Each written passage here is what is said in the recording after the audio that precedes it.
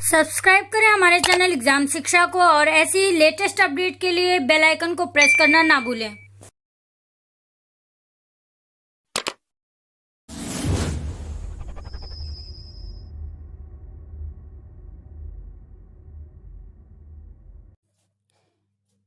Hello guys, welcome on my YouTube channel exam Shiksha. I hope all you fine guys. आज का जो topic है बहुत ही इंटरेस्टिंग टॉपिक हम लेने वाले हैं, क्योंकि आज से हम स्टार्ट करने वाले हैं हिस्ट्री में जो सबसे प्राचीन सभ्यता है, हिस्ट्री की जितनी भी सभ्यताएं हैं उन सभी के बारे में हम आपको जानकारी देंगे। तो आज की जो सबसे प्राचीन सभ्यता है, पहले हम लोग समझते थे कि वैदिक कालीन जो सभ्यता है वही सबसे पुरानी है, लेकिन जो सबसे प्राचीन सभ्यता है भारत की वो कौन सी है? सिंधु घाटी सभ्यता है, जिसे हम कहते हैं Indus valley civilisation.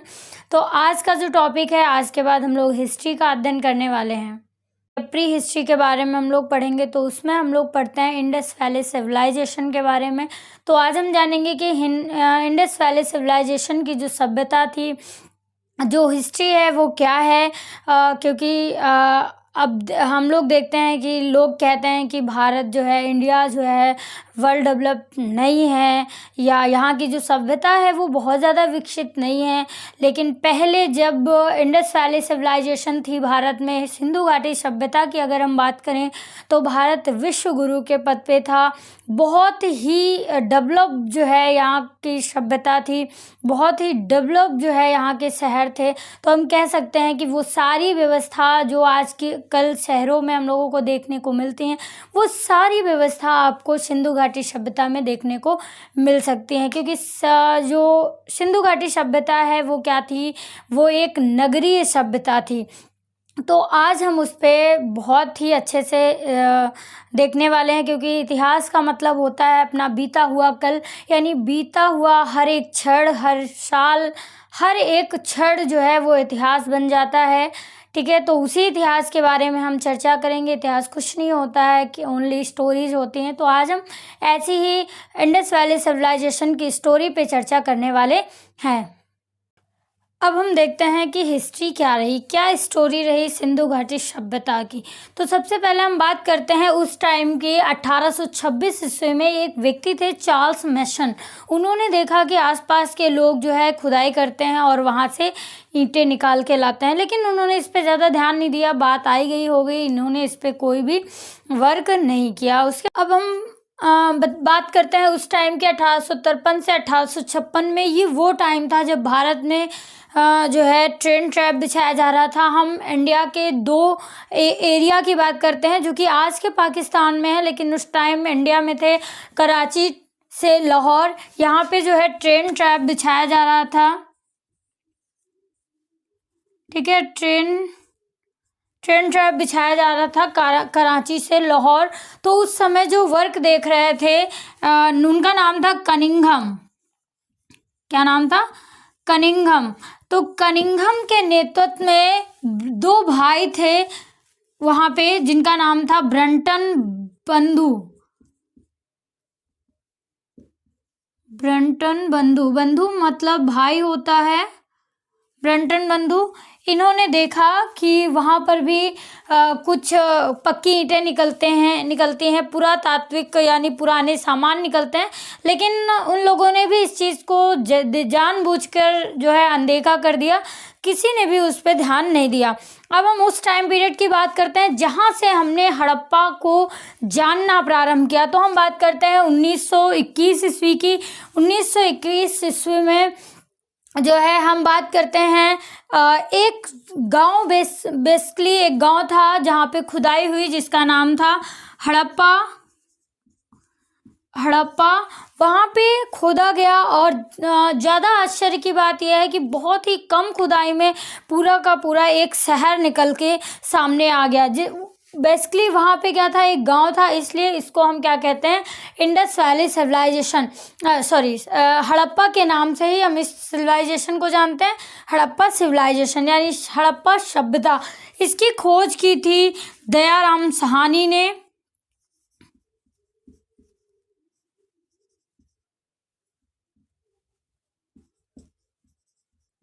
Dayaram Sahni को जो है इस खोज का श्रेय दिया जाता है। और हड़प्पा एक गांव था जिसके नाम पे ये सभ्यता क्या बन गई, हड़प्पा सभ्यता बन गई, हड़प्पा सभ्यता बन गई। ठीक है, उसी के बाद 1921 में दयाराम साहनी ने हड़प्पा सभ्यता की खोज की, यानी हड़प्पा नगर की खोज की, जो कि सिंधु घाटी सभ्यता को दर्शाता है। फिर उसी के जस्ट बाद 1922 ईस्वी में एक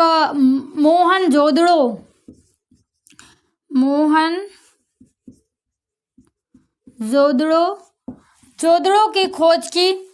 दूसरा शहर भी मिला पासी में जिसका नाम था मोहनजोदड़ो, और उसकी खोज की थी राखल दास बनर्जी ने, राखल दास बनर्जी।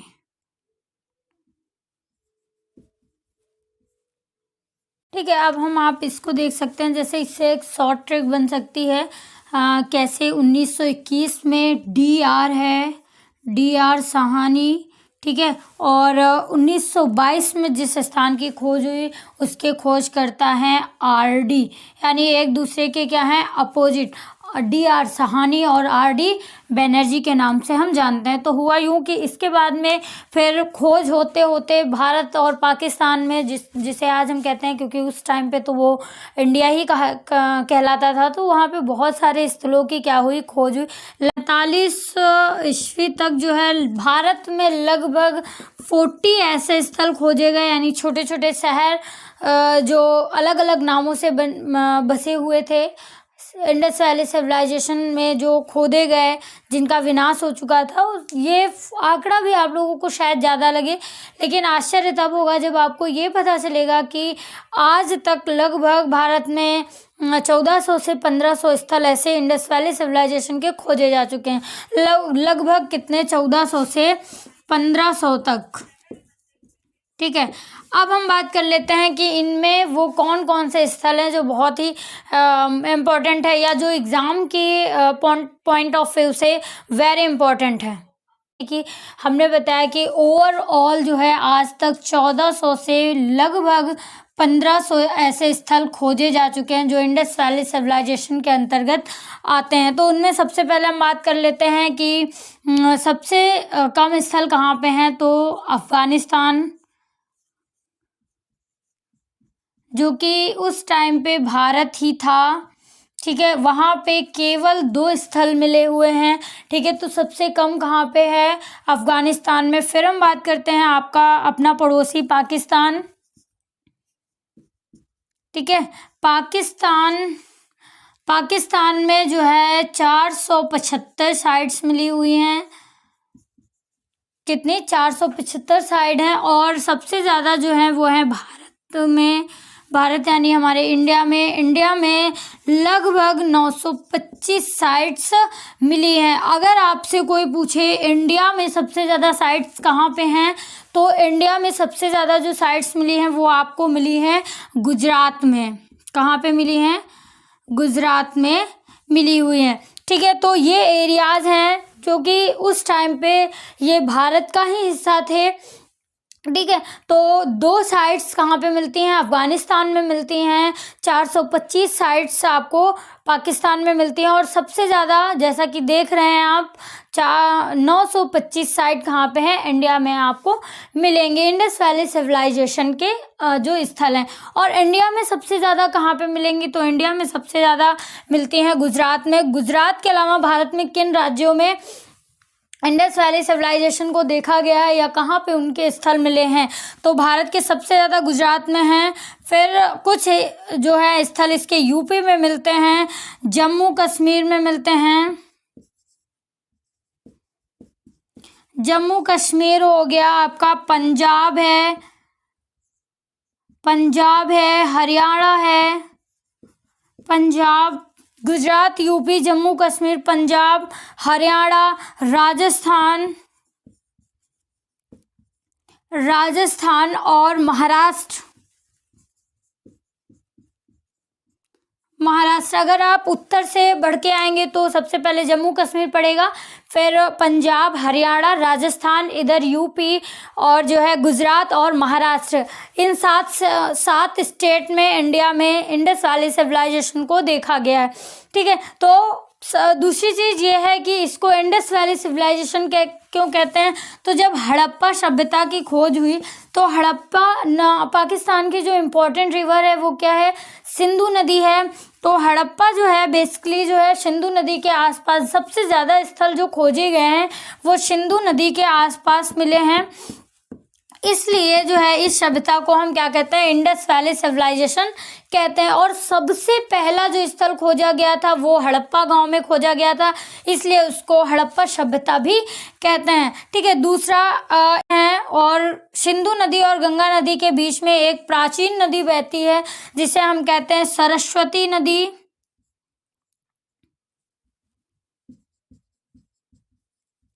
सरस्वती नदी, सरस्वती नदी के आसपास भी जो है स्थल मिले हैं, इसलिए कुछ विद्वानों का मानना है कि इसे सरस्वती नदी घाटी सभ्यता कहना चाहिए, वो उनका अपना मत है। तो अभी तक हम लोग जो पढ़ते हैं वो इंडस वैली सिविलाइजेशन इसलिए कहते हैं क्योंकि सबसे ज़्यादा जो स्थल हैं वो कहाँ पे खोजे गए, सिंधु नदी के आसपास खोजे गए, इसलिए उसको सिंधु नदी घाटी सभ्यता कहते हैं। और पहला जो स्थल खोजा गया था वो हड़प्पा खोजा गया था, इसलिए इसको हड़प्पा सभ्यता भी कहते हैं। ठीक है, इंडस वैली सिविलाइजेशन उसका जो आकार है वो क्या है, त्रिभुजाकार है। तो अब हम देख लेते हैं, अगर हमने बताया था 7 स्टेट के बारे में। ठीक है, देखते हैं कि भारत में या सिंधु घाटी जो सभ्यता है वो कहाँ से कहाँ तक फैली है। अगर हम बात करें उत्तर में, तो उत्तर में कश्मीर में एक स्थान है जिसका नाम है मांडा। क्या नाम है, मांडा, जो कि कश्मीर में पड़ता है। मांडा से लेकर के इधर महाराष्ट्र में जो है एक स्थान पड़ता है दैमाबाद। क्या पड़ता है, दैमाबाद, जो कि कहाँ पड़ता है, महाराष्ट्र में।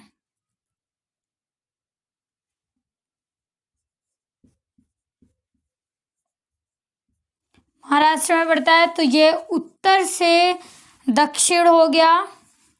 ठीक है, अब हम बात करते हैं पूर्व से अगर हम पश्चिम बढ़ते हैं तो किधर होगा। पूर्व से अगर हम पश्चिम बढ़ते हैं तो यूपी में एक जगह है जिसका नाम है आलमगीरपुर। आलमगीरपुर यूपी में पड़ता है, और आलमगीरपुर से लेकर के पाकिस्तान में एक एरिया पड़ता है जिसका नाम है बलूचिस्तान।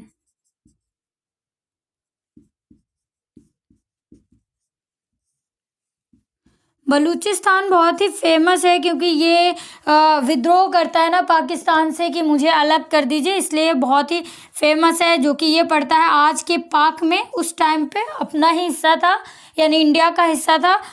पाकिस्तान के जो बलूचिस्तान है वहाँ पे एक स्थान है जिसका नाम है सूतका गैंडोर। क्या नाम है, सूतका गैंडोर।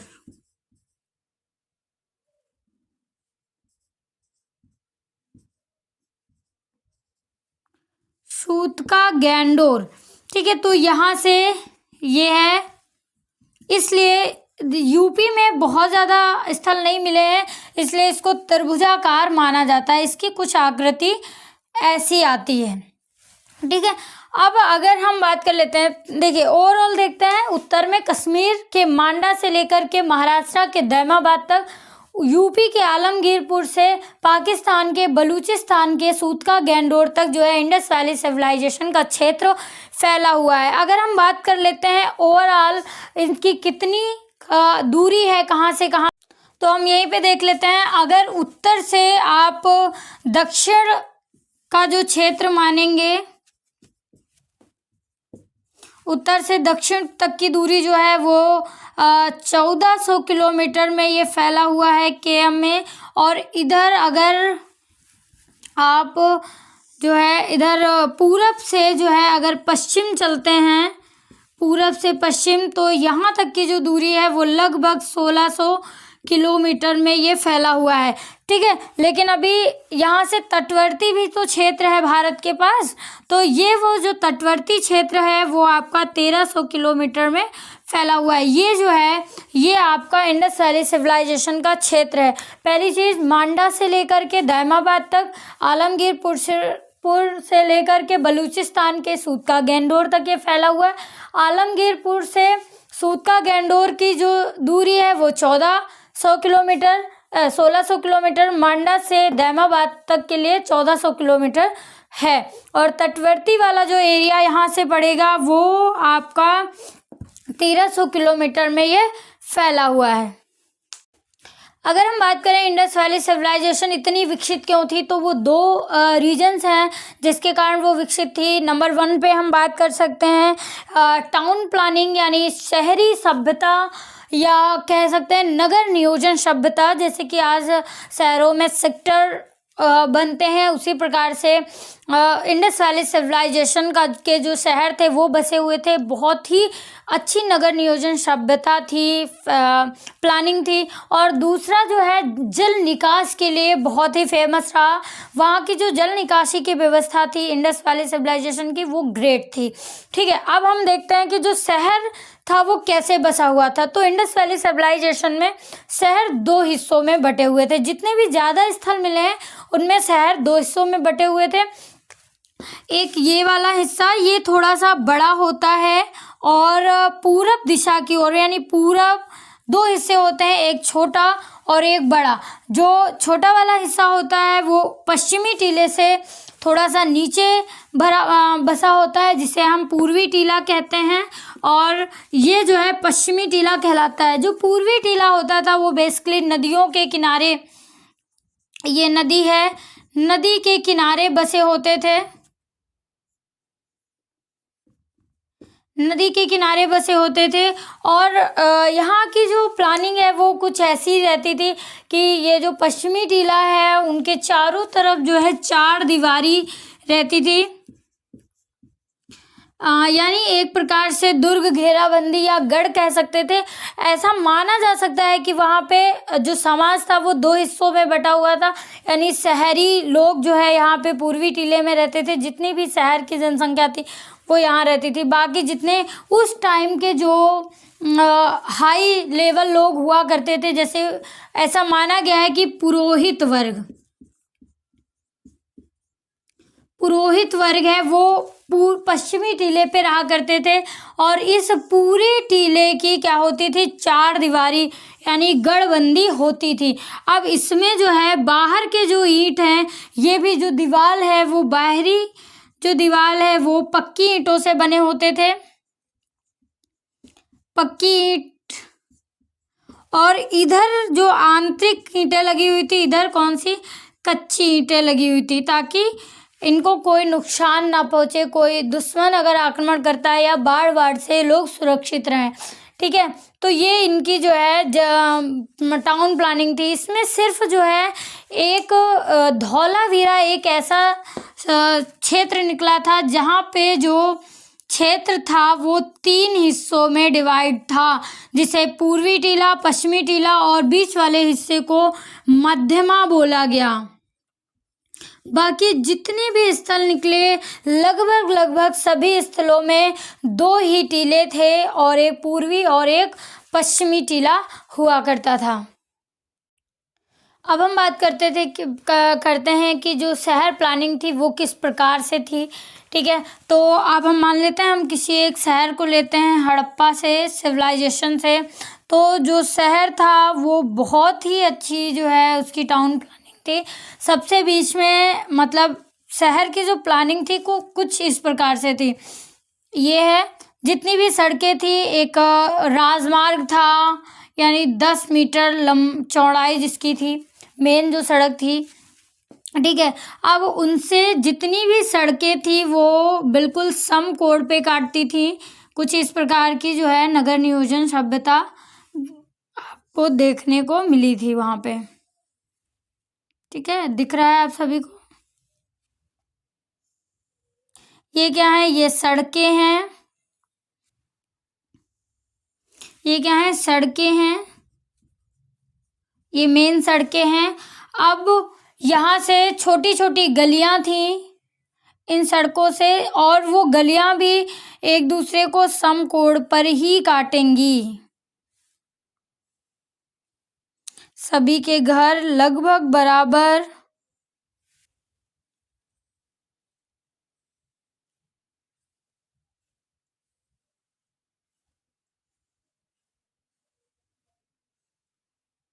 सेम उस पार भी हम लोग कॉपी करेंगे।